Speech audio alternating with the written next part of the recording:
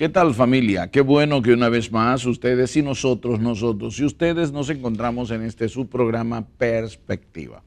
Perspectiva tiene la intención de formar, de educar, de preparar a la sociedad, porque una sociedad educada es una sociedad que está preparada para no ser manipulada. Usted debe conocer, eso le da poder, le da capacidad de acción y de decisión.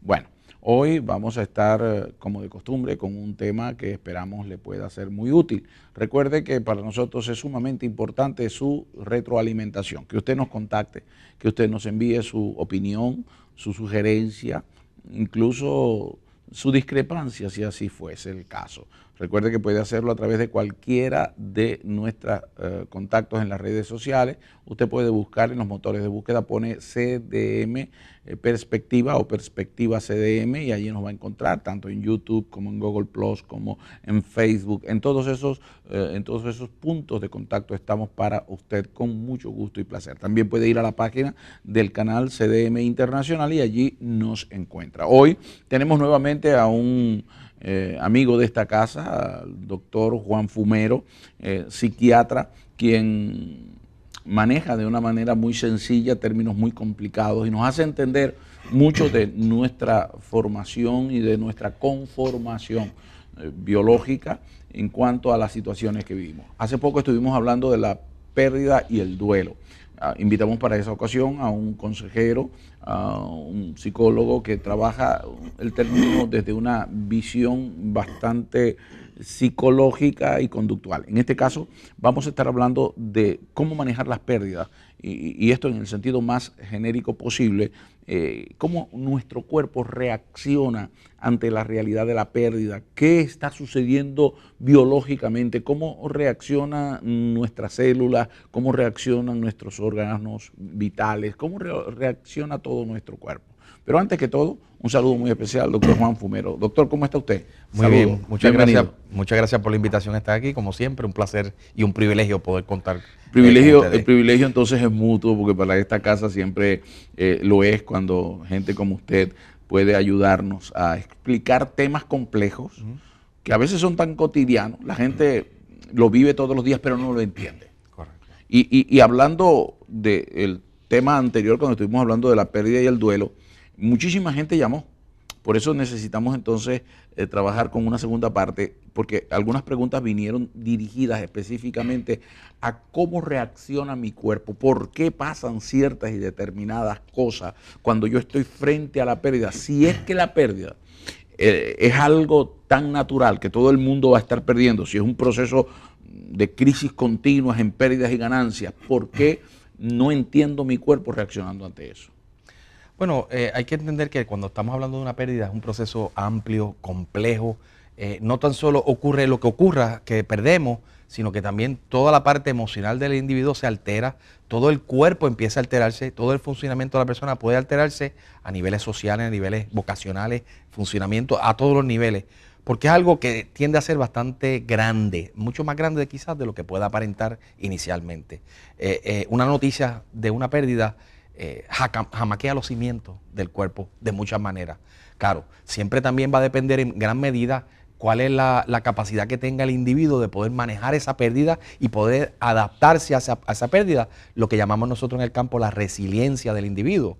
O sea, no todo el mundo puede manejar la pérdida de la misma manera. Así que siempre que hablamos de pérdida, es importante poner en contexto que cada persona va reaccionando de una manera completamente distinta. Y siempre tenemos que verlo en el carácter de esa persona.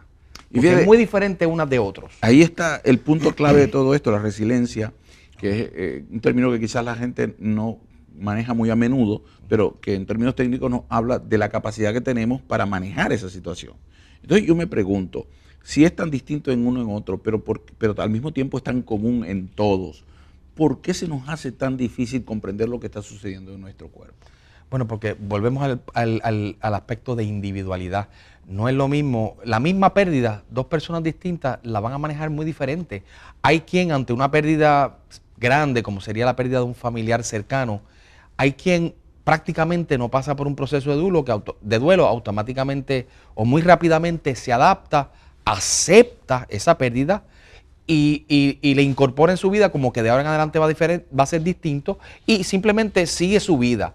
No todo el mundo tiene esa capacidad de adaptación y ponerlo en ese contexto. Hay personas que entran entonces en una ronda psicológica donde empiezan a, primero, inicialmente, pasar por diferentes etapas hasta que lo que nosotros queremos lograr al final de todo el proceso de ayuda, en el caso de la gente que la requiera, es queremos llegar al punto donde ellos puedan aceptar esa pérdida y seguir su vida aceptando la pérdida. O sea, ese rumiar, por llamarlo de alguna manera, el dolor, la dificultad y no saberlo manejar y no pasarlo rápidamente, lo que usted dice, esa capacidad que algunos tienen, algunos dicen que es el acto de negación en el que está una persona, que en vez de estar pasando lo que está haciendo es negando la realidad, pero que eso quedó acumulado. Entonces, la idea es en qué se basa, cuál es el punto en donde yo puedo reconocer que mi dolor, que mi pérdida, que mi situación es algo que también tengo que manejar a nivel físico, que mi cuerpo, no solamente a nivel psíquico, sino que mi cuerpo está teniendo unas reacciones que son hasta normales, porque es el golpe que causa esa situación. Bueno, hay que poner en contexto, ¿verdad? Que el pasar por una pérdida, una cosa es la forma en que yo me adapto y la proceso y acepto esa pérdida, y otra cosa es la reacción que tengo en mi cuerpo. Yo, aunque pueda tener la mejor capacidad de resiliencia, o que es lo mismo que la capacidad de adaptarme a la pérdida, no quiere decir que yo no sienta dolor. Yo voy a seguir sintiendo dolor, voy a sentir tristeza, probablemente llore, probablemente se me escapa el sueño alguna que otra noche, sobre todo en los primeros días, las primeras semanas. Porque yo tengo una pérdida, duele, es como si yo me doy un golpe físicamente, duele. Emocionalmente es lo mismo y voy a sentir todas las cosas que siente una persona que le duele. Llanto, tristeza, puede perder la energía un poco. Síntomas que nos haría pensar en una depresión, pero no necesariamente una depresión todavía, porque lo que está pasando por una etapa normal. O sea, fíjese, que no es práctico que estemos diagnosticando a ese nivel. No, todavía no, es una pérdida y es una reacción normal. Igual que por algunas cosas nos ponemos alegres y tenemos una reacción de contentura y todo lo que va con la alegría, pues lo mismo ocurre con la tristeza. Usted acaba de utilizar un símil, me golpeo y me sale un moretón. Seguro. Y luego me duele. Aquí acabo de tener una pérdida, acabo de tener una situación, mi organismo lo va a recibir y lo va a asimilar de una o de otra manera, algunos de una forma, otros de otra. Pero entonces viene la parte donde ante la pérdida de cualquier tipo, no somos hablando de pérdidas solamente humanas, en el sentido de familiares, pérdida en cualquier sentido. Hay gente que se acerca y dice, no llores, o no estés triste. No, esa no es la mejor forma de ayudar a alguien que está pasando por una pérdida. Quizás convenga aclararle a la gente la mejor manera, y si yo puedo simplificar esto para efectos de los que nos escucha, la manera más sencilla que yo puedo decirle, si usted tiene un familiar que está pasando por una pérdida, y cabe señalar que pérdida no solamente es muerte, pérdida puede ser pérdida del hogar, de la casa, económica, de trabajo, pérdida por mudanza en los niños. O sea que una pérdida puede ser de muchas maneras. Pues eso obviamente tiene un efecto en la persona que pasa por esto. Y si usted quiere ayudar a un familiar que está pasando por algún tipo de pérdida, la palabra que me viene a la mente más importante, por aquello de simplificarlo ridículamente sencillo, acompáñela. Solamente acompáñela.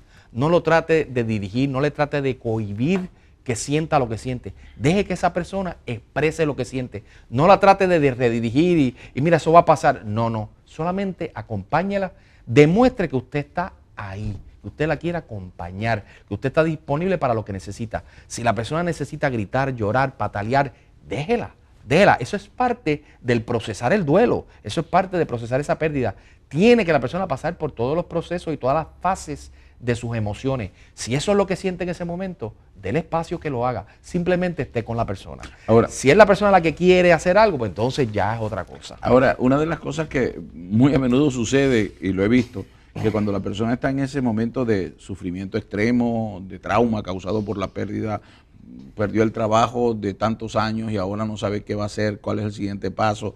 Mucha gente trata de minimizarlo utilizando farmacoterapia. Y tristemente en nuestra sociedad la automedicación se ha convertido en una plaga. Una norma. Sí, una práctica equivocada. Entonces yo me pregunto, doctor, usted que maneja fármacos específicamente para los asuntos emocionales y asuntos de conductas y todo eso, ¿qué tan bueno es eso? Bueno, lo primero que yo quiero dejar claro es que los medicamentos son meramente una herramienta.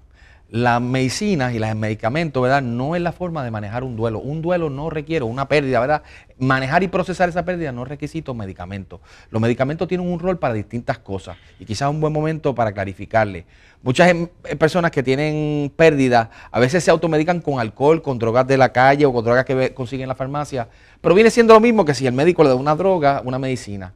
El rol de las medicinas en un proceso de duelo, a mi juicio, estriba en dos elementos fundamentales. Primero, si durante un proceso de pérdida la persona ya comienza a tener problemas de insomnio, empieza a no dormir bien, a tener dificultad porque no está descansando bien, y esa persona está pasando por un duelo que viene acompañado de mucha angustia, ansiedad, inquietud, pues yo como médico tengo la opción, sí creo que es meritorio, ¿verdad?, de aliviar esas dos cosas, el insomnio y aliviar la ansiedad.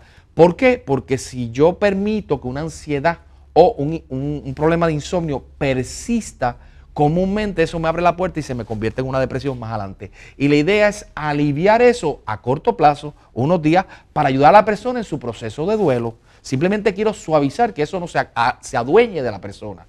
Esa es una intervención sencilla en caso de que amerite, que la mayoría de las personas no amerita medicarse aún en esos procesos. Ahora, ese es el primero de los dos conceptos donde las medicinas tendrían un lugar.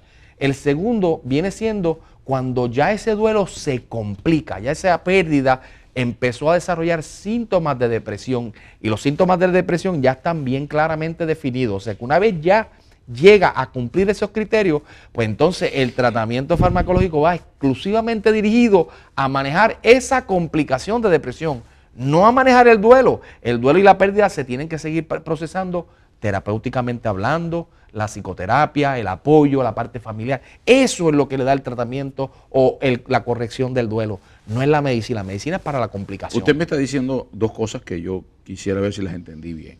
Okay. Número uno, me está diciendo que el elemento, el dolor, la aflicción causada por la pérdida, no lo voy a evitar aunque consuma lo que consuma. Correcto.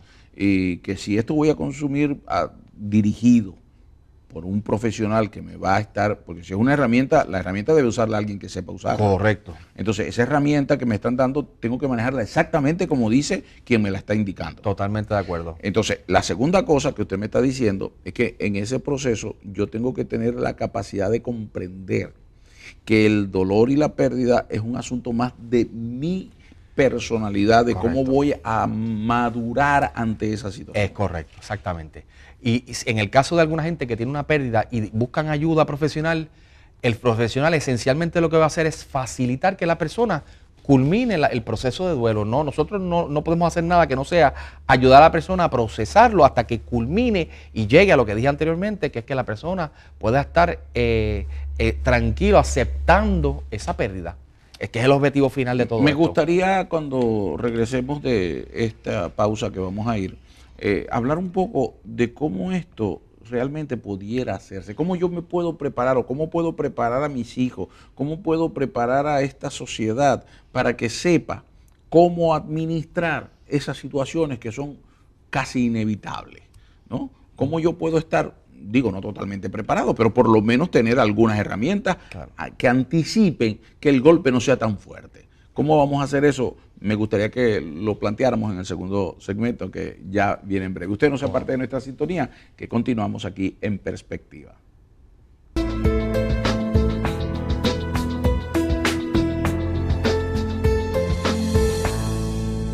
Ya llegó la nueva aplicación de CDM Internacional. Ahora, desde tu teléfono inteligente, iPad o tableta, podrás disfrutar de la programación en vivo de CDM. Accede al contenido de nuestra página de internet, escuchar música y mensajes en CDM Radio, seguirnos en Facebook, ver nuestros videos en YouTube y edificarte con textos bíblicos diarios. También podrás ayudarnos haciendo tu ofrenda desde tu móvil. Consigue hoy la aplicación de CDM, disponible para iOS y Android. Bendiciones.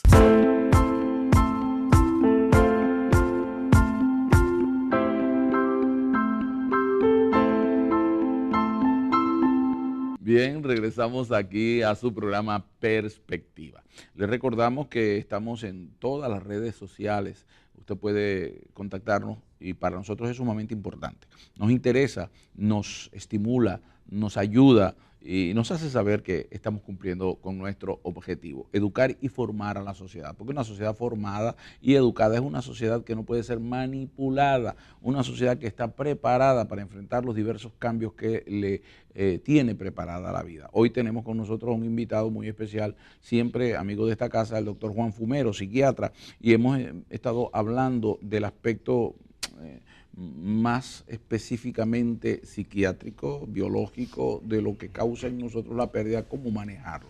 Y me gustaría que retomáramos el punto porque muchísimas personas no se dan cuenta que el proceso en el que han entrado de pérdida tiene que estar capacitado, preparado, ordenado. Pero ¿por qué no lo estamos nunca? ¿Por qué no nos hemos preparado para eso? ¿Cómo puedo estar preparado?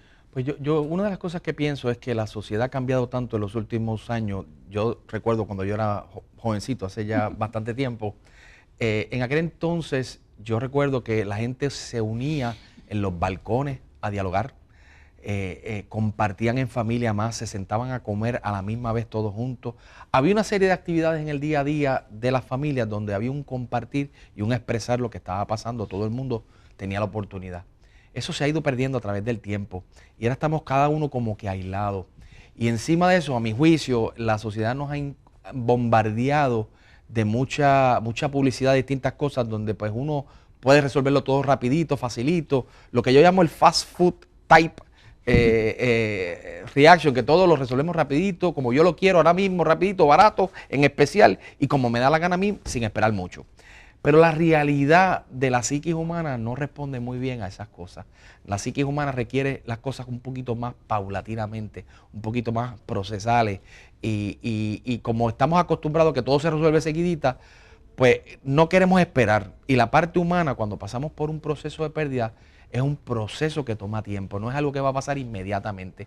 Y hay mucha gente que simplemente, como no están acostumbrados a ese compartir y diálogo con otra familia, con la familia, etcétera, pues están acostumbrados a lo que dice la sociedad, pues todo tiene que ser rapidito, facilito y sin hablar con nadie.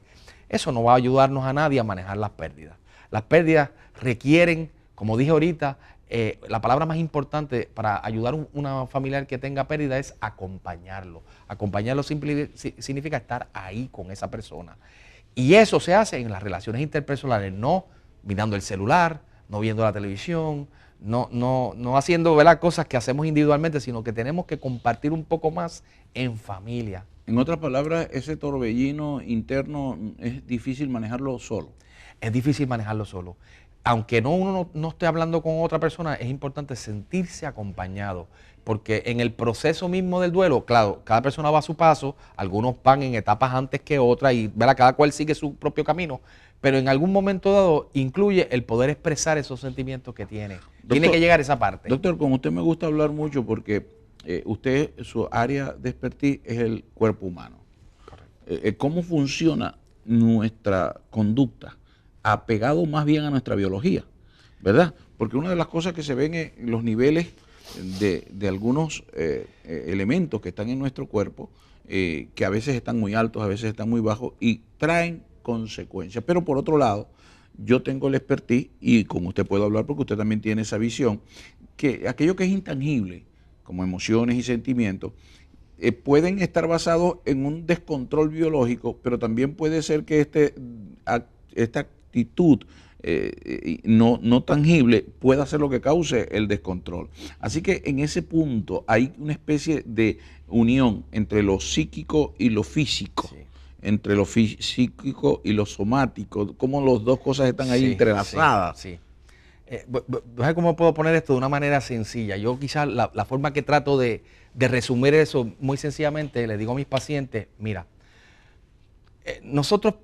la gente confunde que yo poder controlar mis pensamientos equivale a controlar mi cerebro. Y nada más lejos de la verdad.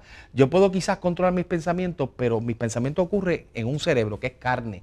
Y esa carne está pasando algo mientras yo estoy pensando o tengo sentimientos. Todo eso está ocurriendo en ese cerebro. Y ese cerebro, que yo no controlo nada, está reaccionando. Y el cerebro nos ayuda a defendernos, pero también nos ayuda a proteger y reacciona a lo que está pasando en el ambiente. Así que hay una interrelación muy grande entre el ambiente y lo que pasa en nuestro cerebro. Y nuestro cerebro controla y dirige lo que pasa en el resto del cuerpo. Así que no es nada raro que si nuestra vida está pasando por eventos externos, ¿verdad? Eso tiene una influencia en nuestra genética, al punto de que, para usar un ejemplo, ilustrarle a la gente que nos escucha, hay estudios bien importantes donde en niños pequeñitos, niños de 2, 3, 4 años de edad, que han estado expuestos a traumas emocionales fuertes, pues hay estudios genéticos que nos demuestran cómo ese trauma psicológico altera los genes de ese joven, predisponiéndolo para el resto de su vida a mayor propensidad de depresión. O sea, vemos una correlación entre lo que es el ambiente y la genética. Pero eso es un ejemplo que estamos teniendo evidencia científica moderna, y como ese hay mucho. Pero es que la historia de la humanidad, Charles Darwin, que es el origen de las especies, todo lo dice, el ambiente altera la genética, y por eso es que hay las mutuaciones, por eso es que la vida va cambiando. ¿Por qué las jirafas tienen el cuello largo? Porque tuvieron que estirarse para comer, y entonces ese estiramiento pues se fue inculcando en la genética de las jirafas hasta que las jirafas, los hijos de las jirafas heredaron ese estiramiento del cuello. Yo lo veo en un ángulo interesantísimo, porque a pesar de que la evolución es un término al que no le tengo miedo, porque la evolución habla de una capacidad perfecta, un diseño perfecto, a través del cual el creador me colocó en unas condiciones que me adapto al medio, pero el medio también influye en mí. Definitivamente. Y por supuesto el medio de mi familia, la familia como medio ambiente me va a condicionar. Claro. Y usted corríjame, pero claro, he tenido acceso a informes y estudios que plantean que un padre, una madre que es depresiva va a generar características claro, de precondición a la depresión en los hijos. Claro. Entonces, ese proceso, y sucede algo similar con la pérdida. Entonces, yo no estoy entendiendo cómo es que esta sociedad no trabaja con los elementos de pérdida con sencillez, sin llevarlo a niveles traumáticos, pero que están allí, que son realidades. Por ejemplo, hablamos de la negación. Y entonces nos encontramos con que estamos quitándole la posibilidad a nuestros hijos de que vivan experiencias de pérdida tal cual como suceden. Aunque sea la pérdida de un juguete viejo que se perdió o ya no se puede seguir usando, o la pérdida de una mascota. Entonces tratamos de sustituirla por otro igual y hacemos una especie de camuflaje emocional. Claro. Y ahí quisiera que usted nos ayudara con eso, porque cómo afecta, y tocando eso de la epigenética y tocando un poquito también un poco lo que es la conductualidad en una familia, cómo eso va a afectar al adulto en el asunto de pérdidas que va a tener que enfrentar. Sería el equivalente, y yo creo que un poco absurdo, que si yo pierdo a mi esposa, pues me voy a buscar otra para reemplazarla. Es que son dos cosas separadas. Una cosa es la relación que yo tengo y la pérdida que tengo, y otra cosa es una relación nueva que pueda tener. Son dos cosas completamente separadas. O sea, que eso de un clavo saca otro clavo. Un clavo no saca otro clavo, en la parte emocional no. Claro, si yo pierdo mi trabajo, mi empleo, pues yo puedo buscarme otro empleo que me sustituya, ¿verdad? Pues en ese caso, pero de todas maneras no es lo mismo. Pero tuve una pérdida que quizás por un tiempo me representa una dificultad económica y todo lo demás, pues ahí hay una pérdida. Claro, si yo consigo un trabajo que sustituye y me aprovea, pues ya reemplazo. Pero una persona yo no la puedo reemplazar. Yo simplemente voy a tener que aprender a vivir con esa pérdida. Tengo que aceptar que esa persona ya no está conmigo. Y ese es el proceso de culminar saludablemente ese duelo, de aceptación. Y no solamente eso, sino que yo pueda traer recuerdos, buscar objetos que me recuerden a la persona que ya no está conmigo y recordarlo con cariño, sin tener que cohibir mi pensamiento, mi vida, sin tener que yo dejar de ir, yo no voy para allá porque eso me trae recuerdos. No, entonces eso sería un luto o una pérdida no resuelta todavía. Tengo que poder tener la capacidad de recordar y traerlo a la memoria y visitar los lugares que compartí con esa persona sin que me afecte mi vida. Vinimos al mundo solos y nos vamos solos. Tenemos que poder tener la capacidad de adaptarnos en todo momento. Ahora, la gran dificultad es que mi organismo, como ya lo hemos mencionado anteriormente, va a sufrir cambios. Claro. Y yo no estoy preparado para esos cambios. La gente en esta sociedad es alérgica al dolor. No quisiera nada que ver con el dolor, pero el dolor es inevitable. El dolor emocional, el dolor físico son inevitables porque incluso son mecanismos de defensa del organismo, claro, que nos están advirtiendo que no sigamos por allí porque eso va a doler mucho. Claro. Y que el dolor significa que algo me está pasando. Entonces, pero nosotros no queremos hacer eso y tenemos escapes a través de la adicción a droga, las adicciones de todo tipo, que son una manera de escapar, un escapismo. ¿Por qué se da eso tan a menudo y en esta sociedad es tan abundante eso? Yo creo que hay mucho miedo de enfrentar el dolor, mucha gente lo esquiva, Y quizás pues eso es lo que tenemos que cambiar. La gente tiene que pasar por el proceso. La pérdida es pérdida y no hay forma alrededor de eso. No hay droga, no hay medicamento que elimine el proceso de pasar por la pérdida. Por eso recalco que en una pérdida no hay que medicar, no se medica el proceso de pérdida. El proceso de pérdida quiere decir que uno tiene que procesarlo. Y eso solamente hay una forma y es procesándolo. Doctor, veía algo los otros días, estudiaba sobre el tema y dice que nuestras células tienen especies de microcerebros que guardan memoria, o micros memorias que guardan, nuestro cuerpo guarda memoria. Cuando yo he sufrido una enfermedad traumática, como en mi caso, he tenido enfermedades traumáticas que me han llevado al hospital, me han puesto al borde de la muerte. Luego, cuando viene cualquier experiencia similar, cualquier parecido en el entorno, cualquier reacción física que se parece a aquello que viví, parece que reviviera toda la situación y me genera entonces casi el mismo miedo y casi la misma situación, aunque no sea real. ¿Por qué pasa eso? Bueno, eso se debe a que quizá la forma, ese es el mismo problema que ocurre con la gente que tiene ansiedad y no se la atienden correctamente o permiten que la ansiedad persista.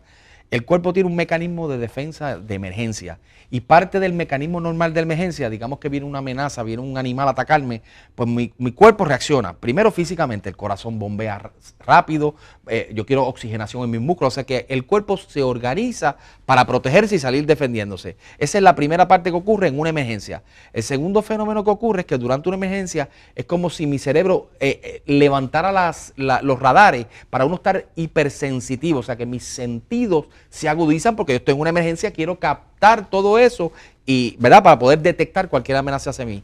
Y tercer efecto que ocurre durante una emergencia, ¿verdad?, un proceso normal de todos nosotros, es que a la misma vez es como si el cerebro sacara una grabadora y grabara todo lo que pasó, pero no es meramente la historia de lo que pasó, sino que esa grabadora es una grabadora ultra eficiente y graba todas las emociones que yo sentí durante esa emergencia, todos los pensamientos que yo tuve. O sea, que es una memoria rica en los sentimientos que el cuerpo moduló y todo eso se mete en la memoria. ¿Qué pasa? En un futuro, cualquier cosa que me recuerde esa amenaza viene de la memoria y me dice, mira, por ahí no te metas la última vez. Eso es lo que llaman los flashbacks. Bueno, puede venir los flashbacks porque esa memoria de en esos momentos, el cuerpo está diseñado para capturar bien eso y recordarlo muy bien para en un futuro uno protegerse mejor. Es una medida de defensa del cuerpo.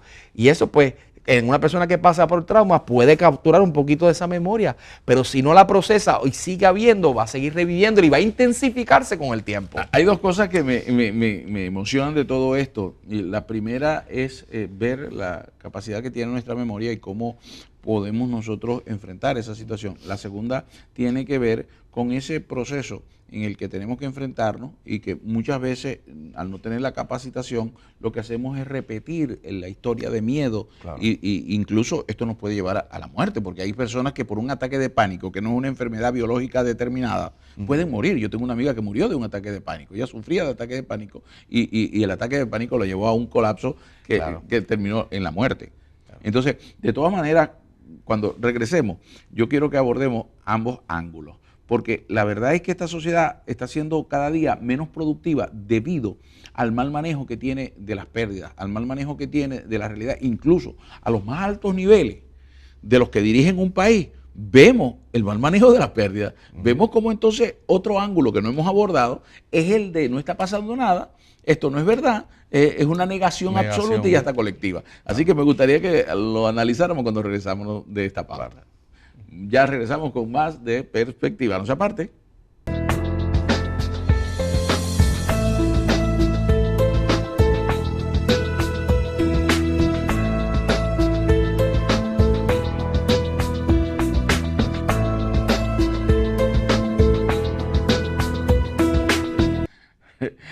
Continuamos aquí en Perspectiva, su programa. Recuerde, como le digo siempre, contactarnos. ¿Por qué insisto en eso? Porque para nosotros es sumamente importante saber su opinión, saber su participación, que usted pueda estar con nosotros y nosotros podamos estar con ustedes. Para ustedes es fácil vernos, para nosotros no. Así que para que podamos contactarnos, usted tiene que escribirnos a través de las redes sociales, en Facebook, Google Plus, YouTube. Allí va a conseguirnos a través de Perspectiva CDM. Así que continuamos con el programa de hoy. Hoy estamos hablando del manejo de la pérdida en forma muy integral, hablando de cómo, no solamente en el aspecto psicológico, sino en el aspecto psiquiátrico, biológico, cómo suceden estas cosas y cómo podemos trabajarlas. Cuando nos fuimos en el segmento anterior, el doctor Fumero, que nos acompaña hoy, psiquiatra, hablaba con nosotros y nos explicaba algunas cosas muy, muy importantes. Yo quiero destacar que en ese aspecto estamos mencionando dos cosas que me llamaron la atención. La primera tiene que ver con ese proceso en el que nosotros guardamos una memoria tan exacta, tan fidedigna, que va más allá de los 5 sentidos naturales que conocemos, sino que hablamos de emociones, sensaciones y todo lo que en ese momento había a nuestro alrededor, y que usted le añade fuera de cámara, usted me dice, no, peor aún, se complica y se van empatando, es como un editaje que se hace interior. Correcto. Para hacer un videoclip que ya no es la realidad completa de la memoria histórica, ahora es una memoria que yo he ido añadiendo a la histórica detalles que no estuvieron allí. Correcto. Y eso puede generar 20 cosas. Por otro lado, yo le hablaba de cómo esto va llegando a una sociedad a tal punto que puede haber una dirigencia, gente que dirige un país y están enajenados de la realidad. Y las pérdidas no las ven como pérdidas porque no las quieren aceptar, porque políticamente no les es conveniente, porque no están preparados para asumir sus errores, para asumir sus fallas, para decir, bueno, perdí esto, perdí credibilidad por esto y asumo el rol que tengo. Y antes, por el contrario, trata de negar todo eso. Estamos entonces ante una sociedad que está enferma en todos los ángulos, porque si nosotros no queremos abordar la realidad de la pérdida y no queremos entender que la pérdida nos genera unos encuentros emocionales, pero también físicos, y si no estamos preparados para eso, entonces tenemos un gran conflicto. ¿Qué costo está teniendo eso? Por ejemplo, usted como profesional, ¿cómo ha crecido su asistencia de gente necesitando a un psiquiatra? Cada vez mayor, cada vez mucho mayor, lamentablemente. Yo pienso que la sociedad en general no... A mí me parece que hay una parte que nunca se incluye, que debería incluirse. Cuando los dirigentes, ¿verdad? Volviendo a la parte de los dirigentes del país, no tan solo hay que tomar decisiones que consideren aspectos legales, económicos, sociales, y todo eso está excelentemente bien. Yo no tengo ninguna queja en cuanto a eso. Yo lo que sí creo que si una sociedad quiere ser exitosa y realmente contribuir a sus ciudadanos, debiera incluir en todas las decisiones los aspectos humanos. Muchas veces no se incluyen. Los seres humanos vamos a ser incentivados por algunas cosas o vamos a ser desincentivados por algunas otras cosas. Y esos elementos como que no se consideran. Uno ve leyes que pasan, amnistía, perdonando unas cosas, pero la pregunta es, ¿y los demás que no se beneficiaron? El mensaje mixto va al revés de lo que es mi punto, va al revés de lo que es la naturaleza del ser humano. La sociedad debiera incentivar al ser humano a progresar, a crecer, porque al fin del día, la sociedad ¿para qué? Si yo niego mi pérdida, no voy a crecer con ella, no voy a aprender de ello, no voy a madurar para la siguiente ocasión. Definitivamente. Okay. Definitivamente, yo creo que la sociedad carece de incluir estos elementos, que es lo que muy bien estamos planteando en el día de hoy. O sea que si yo no aprendí de mi experiencia negativa de ayer, entonces estoy destinado a repetir la historia. Pues claro, la historia se repite. Si uno no procesa esas pérdidas y no tiene la madurez, las herramientas, la resiliencia o capacidad de adaptación, pues va a seguir creando conflictos, creando problemas. O sea que lo importante es volver al punto final de cualquier pérdida, que es aceptación de la pérdida y poder seguir viviendo en paz con esa pérdida. Usted ha fluido maravillosamente en este programa, pero le voy a poner una, siempre me gusta una calentita, ponerla por allí para ver qué se puede hacer. Y su paciente ahora no es un individuo. Ahora le voy a pedir que usted haga un perfil psiquiátrico de nuestra sociedad actual, de esta sociedad donde usted está viviendo y donde está ejerciendo. Hablemos de Puerto Rico. Okay. Pues yo creo que Puerto Rico tiene síntomas que lo vemos en distintas maneras. Y como tiene síntomas, yo como médico entiendo que si la persona tiene síntomas, pues tengo una parte en el cerebro que no está funcionando bien, que no tiene que ver con las circunstancias, tiene que ver con el funcionamiento del cerebro. El sistema. El sistema. Si el sistema tiene síntomas, quizás conviene aclarar cómo yo manejaría un paciente que tiene síntomas. Mi objetivo como médico no es aliviar el síntoma. A veces es importante aliviar el síntoma, pero más importante es corregir la causa del síntoma.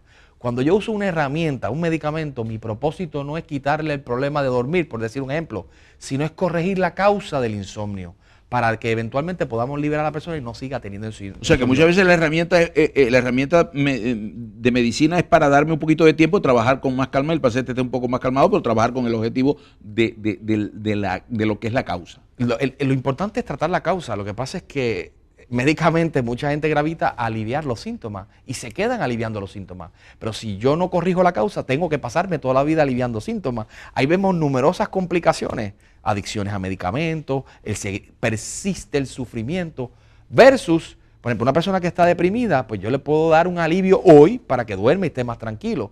Pero eso alivia, pero no resuelve el problema. Lo que resolvería en el caso que es meritorio de la medicina es darle un antidepresivo, optimizarlo, darle tiempo hasta que trabaje, corrija los síntomas, liberarlo del alivio y dejarlo con el antidepresivo. En cooperación con el paciente, porque el paciente tiene que participar. Claro. Claro, entonces una vez yo arreglo el cerebro, por decirlo de alguna manera, y le corrijo lo que causa los síntomas y regreso, que es el propósito del medicamento, regresar ese cerebro a su sitio, entonces puedo darle atención a las razones y los issues que llevaron a ese cerebro que se alterara. Estoy pensando tantas cosas al mismo tiempo porque me imagino entonces los diferentes grupos que existen en una sociedad que cuando uno gana el otro pierde.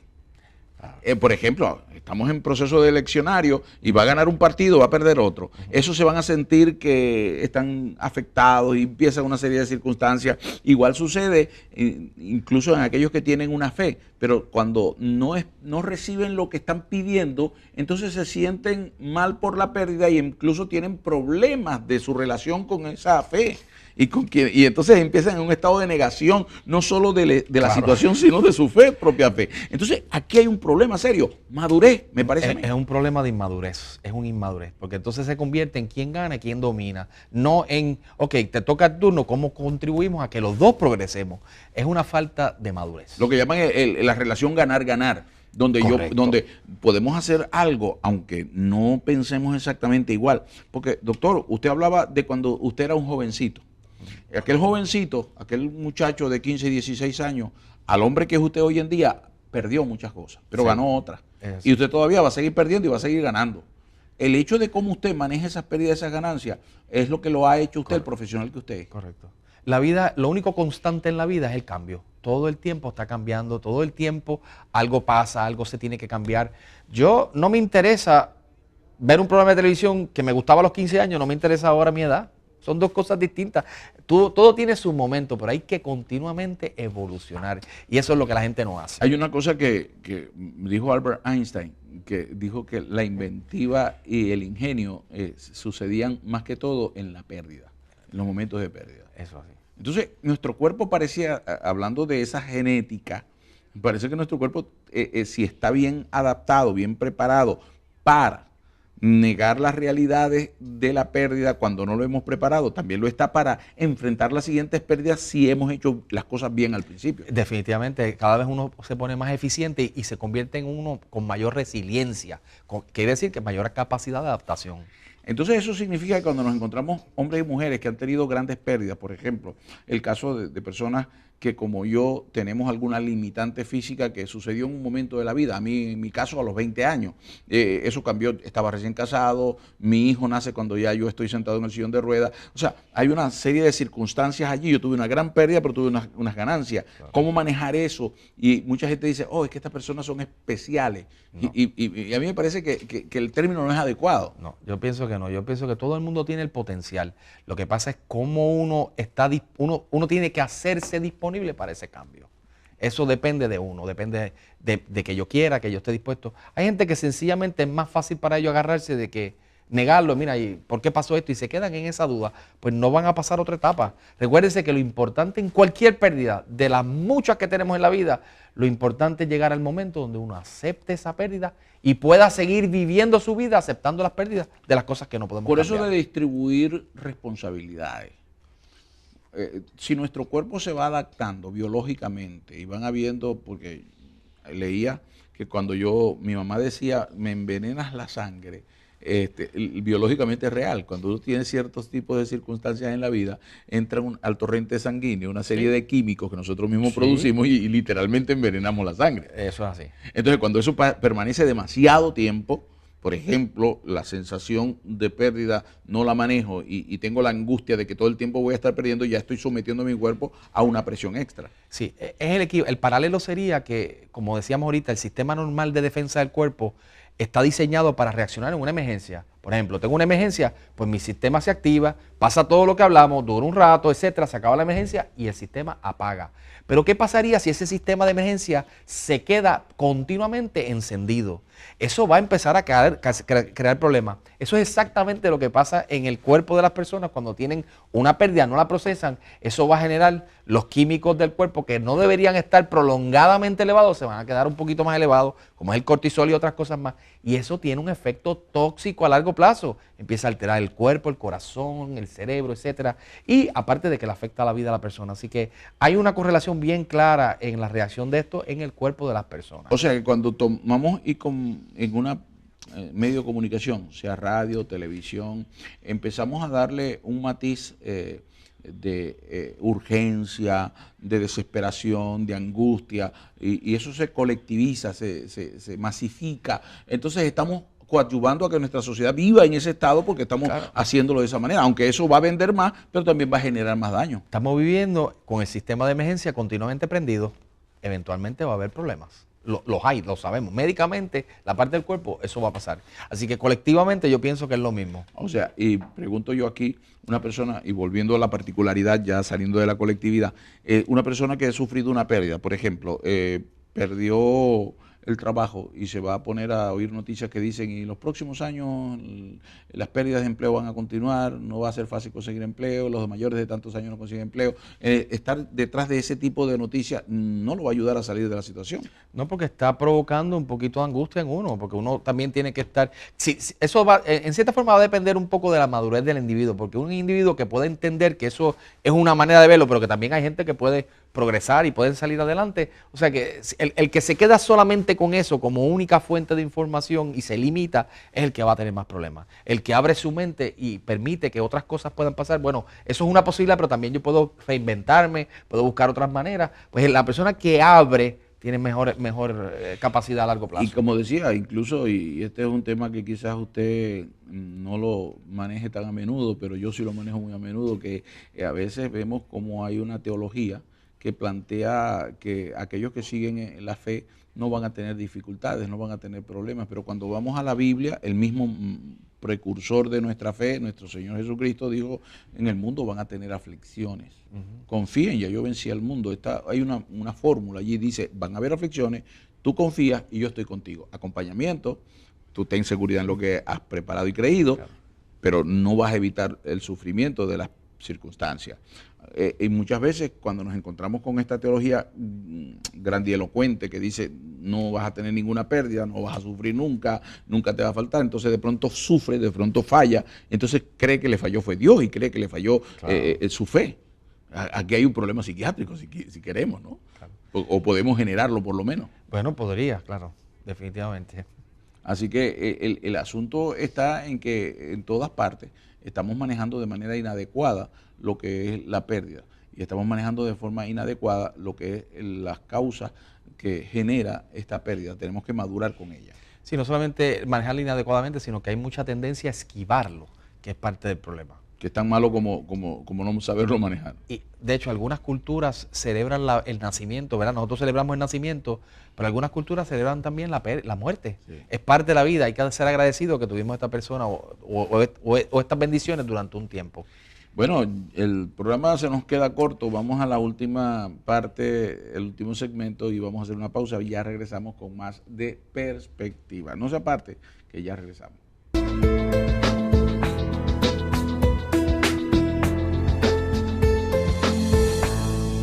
Bien, regresamos a su programa Perspectiva. De verdad agradezco tanto el hecho de que usted nos permita el privilegio de compartir con ustedes y entrar a su vida, a su familia, para poder trabajar con temas. Hemos venido tocando en dos totalmente continuos programas, hablando de la pérdida desde diversos ángulos, porque nos parece que este es un tema que cada día está más a la orden del día y menos comprendido. Hemos invitado hoy al doctor Juan Fumero. Doctor Juan Fumero es psiquiatra, en su práctica continua tiene que trabajar con este tipo de cosas y es un hombre que trata de agarrar lo complicado y hacerlo sencillo. Y eso es lo que más nos gusta de él, porque aun cosas que yo digo complicadas, él viene y las desmenuza y las hace un baby food, una compota, para poder consumirlo y poder entenderlo. Doctor, en todos estos segmentos hemos hablado de varias cosas. Uno, hemos entendido que la pérdida, las circunstancias generan una situación no solamente psicológica, no solamente en el sentido emocional, sino que también hay unas reacciones físicas, fisiológicas que están allí presentes y que son perfectamente naturales, que no debemos dejarlas enquistarse, quedarse ahí de por vida, pero tampoco es que las vamos a rechazar inmediatamente, no es que vamos a huir de ella. Así que entonces cualquier mecanismo de terapia debería darle primero que todo el tiempo necesario a que eso se procese naturalmente. Correcto. ¿Estamos de acuerdo hasta ahí? De acuerdo. Que el uso de farmacología no debería hacerse nunca sin prescripción facultativa, sin el uso de un profesional, utilizando esas herramientas y dirigiendo con esas herramientas. Correcto. Que eso puede traer más problemas que de salud si no se hace adecuadamente. Se complica. Sí. Y puede generarse entonces en otras situaciones peores, devengar en situaciones peores. Que nunca se debe diagnosticar un asunto de manera empírica. Correcto. Que tiene que haber una clínica, que tiene que haber unos exámenes, que tiene que haber una comprensión real y profesional de la situación. Correcto. Es otro, que la situación de pérdida de un individuo puede ser la de una sociedad y que siempre van a haber pérdidas y si no las manejamos bien nos vamos a embrollar, nos vamos a dañar entre todos. Correcto. ¿Qué pudiéramos decirle en todo esto? Si usted tuviera 3 minutos para hablarle tanto al paciente individual como al paciente colectivo llamado Puerto Rico o llamado América, porque lo que pasa aquí se está repitiendo en diferentes lugares, en Europa, vemos la crisis, cuando vemos hoy en día que tenemos redes sociales, que tenemos medios internacionales, vemos que todo en el mundo entero hay un colapso. Pues yo le diría, haciendo el paralelo al individuo y a la sociedad, le diría, mira, vamos a pasar por un proceso de duelo. Lo importante es que te comprendo que te duele. Te comprendo que te sientes que te falta algo. Sé que estás triste. Lo comprendo muy bien. Estoy aquí para acompañarte. Pero tienes que ventilarlo. Tienes que expresarte. No te quedes callado. Háblalo. Es normal que te sientas así. Te va a tomar un tiempo, pero tienes que creer y tener fe de que algún día vas a poder vivir en paz aceptando la pérdida. No quiere decir que te olvides de los recuerdos buenos que tenías, pero tienes que poder seguir tu vida porque tu vida no se ha terminado.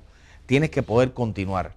Pero no le tengas miedo a entrar en ese proceso, porque eso es un proceso normal, no duele, pero es un proceso normal, pero si entras en el proceso y no lo niegas y lo ventilas, vas a superarlo con éxito y te vas a sentir mucho más fortalecido, que te va a preparar para las próximas pérdidas de la vida, porque esto es un continuo crecimiento, porque va a seguir habiendo pérdidas. Yo veo 4 cosas, ¿verdad? En primer lugar, tiene que haber una cooperación en el paciente mismo, Definitivo. que tiene que estar dispuesto a colaborar, no puede hacerse sin él. Sí. En segundo, tiene que haber un profesional que tiene que ser el que ayude, el facilitador, que ayude a usar las herramientas más propicias, más adecuadas. No siempre es necesario, en el caso de un individuo, no siempre es necesario un profesional. Puede ser amistades, familiares, gente que pueda ser buen acompañador. Iba ahí a dividirlo, porque a veces ese individuo que es un buen acompañador tendría que ser un profesional del acompañamiento, por decirlo de alguna manera. Que no sea alguien que va a decir, no sufra, no llore, estamos en un lugar mejor. O sea, que sepa acompañar. Correcto. En otro aspecto importante, ser natural, ser gregario. Que nosotros, ese individualismo, ser ermitaños de ciudad no es práctico para este ambiente de pérdidas. Que tenemos que aprender a vivir en familia. Eso sí. Y cuarto, que los que tienen fe puedan creer en su fe. Me gusta decir que si yo creo y no vivo lo que creo que creo, no lo creo. Es una forma de plantear que esa dualidad que hay entre lo que digo creer y lo que vivo, que presenta una dificultad. Doctor, ¿y el siguiente paciente qué le diría? Porque el primero es el individual y ahora vamos a hablar del colectivo. Quizás más complicado ese, ¿no? Obviamente es más complicado porque hay mucho individualismo y hay muchos intereses y eso lo dificulta. Pero sería similar, pienso yo. Tiene que haber un ventilar. Es normal que nos sentamos mal como sociedad, pero si no hacemos algo distinto, si no empezamos a cambiar algo distinto, no vamos a tener resultados distintos. Yo creo que debiera, en los procesos de decisión que hay que tomar, debieran incorporar el aspecto humano, que debe ser parte de la ecuación al tomar decisiones, no tan solo la parte estricta, legal, política, etcétera, etcétera. Yo creo que si en los procesos importantes decisionales de Puerto Rico, en nuestro caso aquí, se incluye el aspecto emocional, emotivo, humano de los individuos de esa sociedad, quizás vamos a tomar decisiones más inteligentes y más coherentes. Voy a hacer una pregunta humorística. ¿Usted cree que deberían haber menos tecnócratas, menos licenciados, menos personas que miran al mundo desde una manera tan pragmática y más psiquiatras y más psicólogos dirigiendo el mundo? Yo pienso que los dirigentes deben ser más personas que tienen, o por lo menos una mejor preparación en la parte de las ciencias sociales. Debe haber una parte de mayor entendimiento de la humanidad, de la historia, de la psiquis, de lo que son los individuos, no tanto las partes técnicas, legales, burocráticas, etcétera, etcétera. Yo creo que debe haber más se debe incorporar más la parte humana. Muchas gracias, doctor Fumero. ¿Dónde lo podemos encontrar? Bueno, pueden conseguirnos en nuestra página de internet, que es www.juanfumero, que es mi nombre, md.com, y ahí tenemos pues mucha información, videos, contactos, etcétera. Sí. Muy bien. Así que www.juanfumeromd.com. Correcto. Es un placer haber trabajado con usted, haber estado con usted. Recuerde esto, hay situaciones, complicaciones y dificultades, pero Jesús dijo, en el mundo tendréis aflicciones, confiad, yo he vencido al mundo. Que Dios les bendiga.